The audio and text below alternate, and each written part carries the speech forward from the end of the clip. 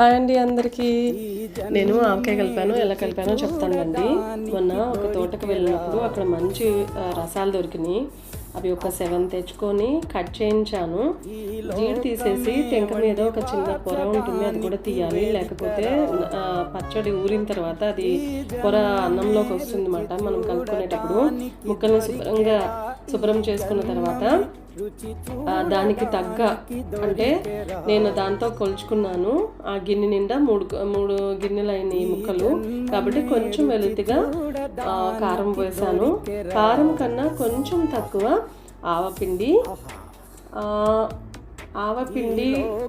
అది కలిసిన తర్వాత మనం ఎంతైతే కారం పోసామో కారానికి కొంచెం వెలితిగా ఉప్పు మాట. అయితే మాకు ఇక్కడ కానుకలో కొట్టించిన ఉప్పు దొరుకుతుందండి, అది తెచ్చుకున్నాను. వీళ్ళు పచ్చళ్ళ కోసమనే అన్ని కొట్టి ఉంచుతారు చక్కగా. అంత కొంచెం ఉప్పు సరిపడా ఉప్పు వేసాను. అన్ని కొలత చూసుకునే వేసాను. వేసిన తర్వాత కొంచెం పసుపు కూడా వేసానండి, అది చూపించడం మర్చిపోయాను.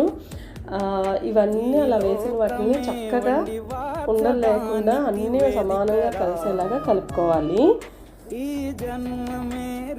మొత్తం అంతా కలిసేలా కలుపుకోవాలి.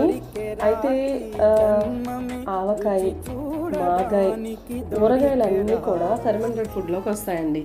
ఇవి చాలా మంచివి, వీటిల్లో ప్రోబయోటిక్స్ ఉంటాయి.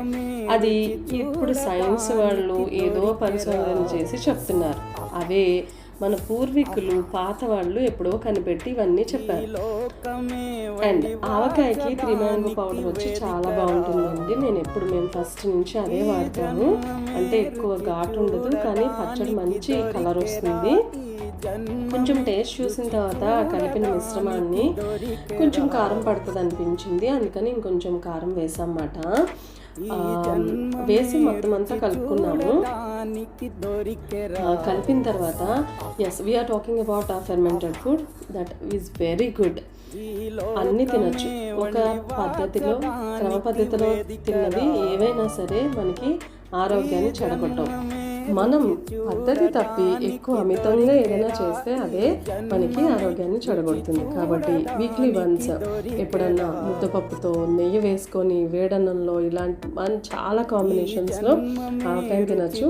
దానివల్ల ఎలాంటి నష్టం ఉండదు, కానీ ముక్క బాగా ఊరాలి. నేను మెంతులు వేసి కలుపుకున్నాను, చూసారు కదా. అలా మెంతులు వేసి కలిపిన దాన్ని ఒక 2 నిమిషాలు పక్కన ఉంచి ముక్కల దగ్గరికి వెళ్ళాలన్నమాట. అది నెక్స్ట్ పార్ట్లో చూద్దాము. Please subscribe my channel.